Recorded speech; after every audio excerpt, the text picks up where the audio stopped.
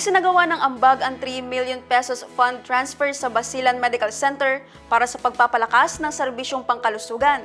Ang public service story sa report. Isinagawa ang aktibidad bilang bahagi ng patuloy na pagpapabuti ng health services para sa mga Basileño.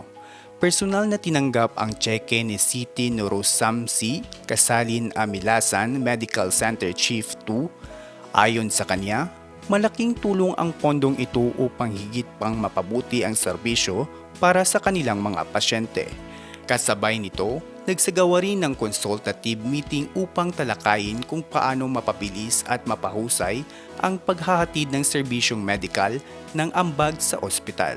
Layunin ng inisyatibong ito na mapalakas ang serbisyong pangkalusugan sa lalawigan.